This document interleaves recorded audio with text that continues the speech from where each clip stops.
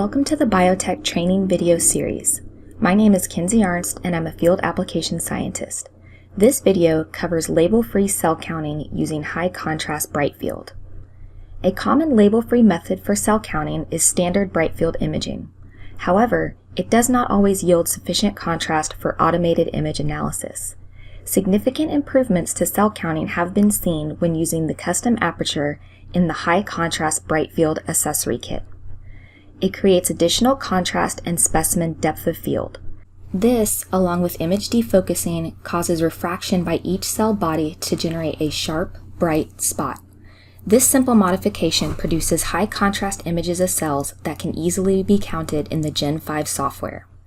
After you've installed the high contrast Brightfield aperture and objective, open an image manual mode session. Choose the appropriate 4x objective from the drop-down menu as well as the colored Brightfield channel.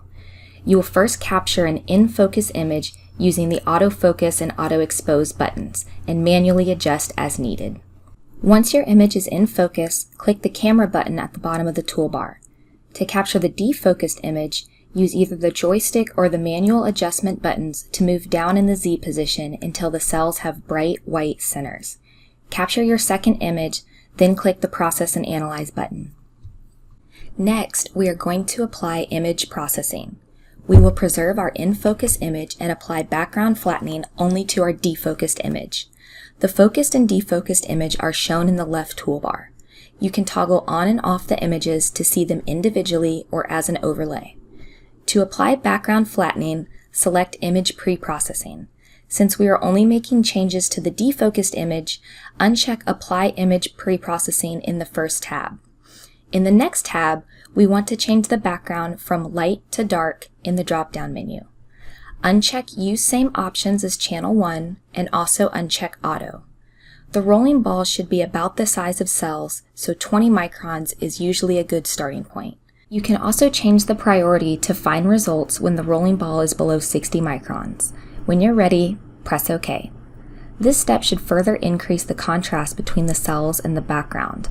Our new transform step is shown in the image history on the left. To make changes, simply highlight the step and click Edit. We can also toggle between the raw image and the transformed image to easily see the changes made.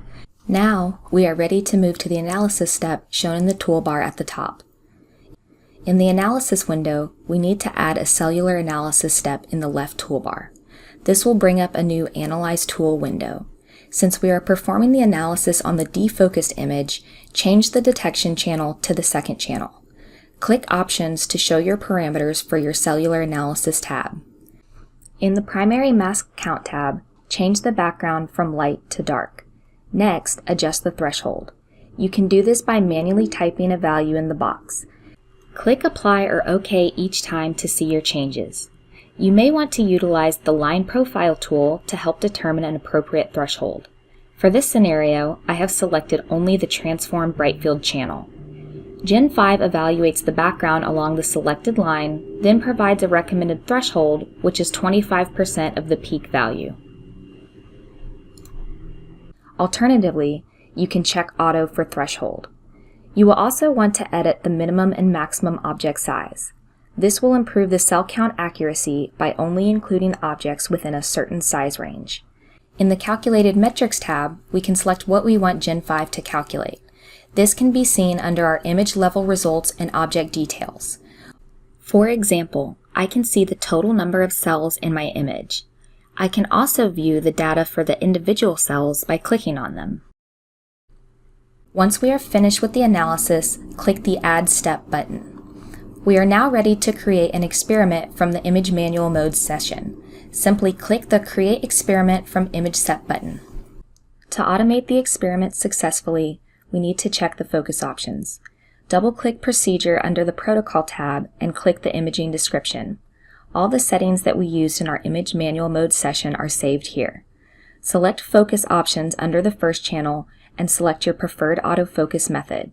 It is strongly recommended to use the laser autofocus method. At this point, you will be prompted to capture a reference scan. Remember, use autofocus and auto expose, then manually adjust as needed. When you have your most in-focus image, select Save Settings. In the focus options for our defocus channel, select focal height from first channel plus offset. This number has been automatically imported from the IMM session. When you are ready to run your experiment, click the green play button at the top. In summary, you will capture an in-focus and defocused image. The defocused image may be around 200 to 300 microns different, but it is cell dependent. Apply image pre-processing to remove the background, and this will only take place in the defocused channel. Use the cellular analysis tool to create masks to quantify the cells. Then you will create an experiment from the image manual mode session. Change the autofocus in the first channel to laser autofocus and change the autofocus in the second channel to focal height in first channel minus offset. It is important that you are using the 4x objective that is part of the high contrast Brightfield kit, as phase objectives do not work well. Be sure that the high contrast is selected for phase ring configurations. This can be found under System, Instrument Configurations, Setup, and then Phase Ring Configurations. And finally, make sure there is a consistent volume of media in your wells. For best results, it is recommended to use at least 150 microliters to reduce the meniscus effect. Thank you for watching.